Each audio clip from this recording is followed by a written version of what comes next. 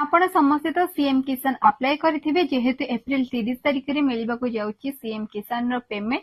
जदि आपण माने अप्लाई करि सचंती एवं आपण ईकेवाईसी करनाहंती ताहले आपनको पैसाटी मिलिबनी।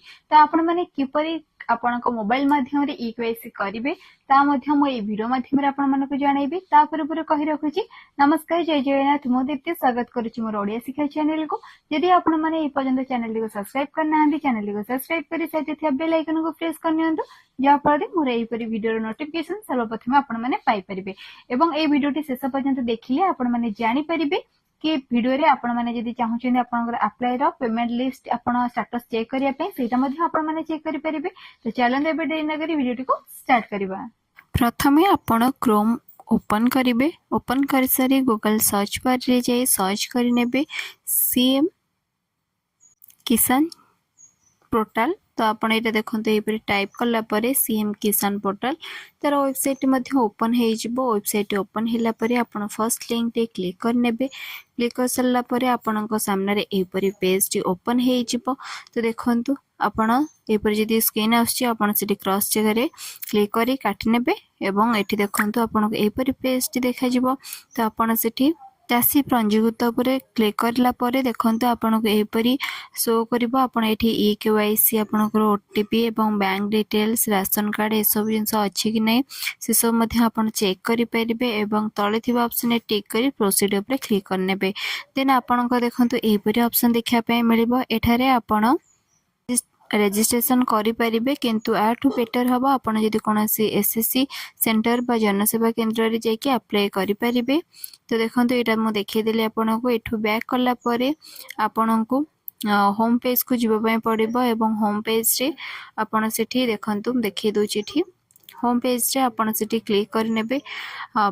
जो अछि हमर ऑप्शन तळको स्क्रॉल करला परे देखंतु एठी अछि ईकेवाईसी जांच करंतु अछि स्थिति जांच करंतु अछि। तो आपण स्थिति जांच करंतु ऊपर क्लिक करिवे एवं एठारे आपनकर जो आधार नंबर बा टोकन नंबर जदि आपण अप्लाई करि सारिछंती एवं आपनकर पेमेंट स्टेटस आपण देखिया पय चाहउछंती तो आपनकर से टोकन नंबर बा आधार नंबर देकी आपण सेठारे आपनकर देखि परिबे पेमेंट स्टेटस आपण एठी चेक करि परिबे।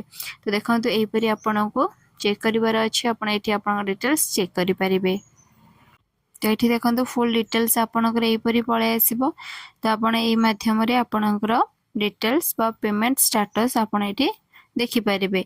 को बैंक दिया हैछि कोन ना दिया हैछि ए सब मध्ये आपण एठारे निज मोबाइल माध्यम रे घरे बसी देखि परिबे सीएम किसान पोर्टल ओपन करिके। तापरे देखंतो मु आपण मनको देखि दोछि बैक करिके। बैक करला परे आपनकर जो ईकेवाईसी आपण किपरि करिवे सेटा मु आपण मानको ठी देखै देबी। तो प्रथमे आपनको एठु बैक करिया पय पड़िबो। तो फर्स्ट मु ठी बैक करूची। एठी आपण माने बैक करला परे देखंतु हमें पूर्व जो होम पेज टी देखिथिले आपनकर जो आधार एवं आपनको कैप्चा दवा पय पड़िबो। तो देखंतु ए पेज को हमें पळे आसीबा। एठी आपनकर ईकेवाईसी पर आपण क्लिक करला परे एठी आपनकर एप्लिकेशन बा आधार नंबर मागिबो। तो आपण सेठी आपनकर आधार नंबर दे देबे एवं आपनकर तळे जो कैप्चा कोड टे आस्तिबा आपण सेठी आपनकर कैप्चा कोड टे को सटीक भाव रे दे देबे। सटीक भाव रे देई सरला परे आपनको फोन को जो नंबर लिंक थिबा आधार माध्यम रे आपनकर ओटीपी आसी जिवो। तो आपण एही परि देखंतु तळे जो ऑप्शन अछि ए माध्यम रे आपनकर सीएम किसान पोर्टल रे आपण ईकेवाईसी मध्य करि परिबे जा द्वारा कि एप्रिल 30 रे आपनकर प्रथम किस्ती आसीबार अछि। तो आपण माने एही माध्यम रे ईकेवाईसी कंप्लीट कला परे आपनको पैसाटी मिलि जिवो। तो एही परि आपनको निज मोबाइल माध्यम रे ईकेवाईसी करिबार अछि।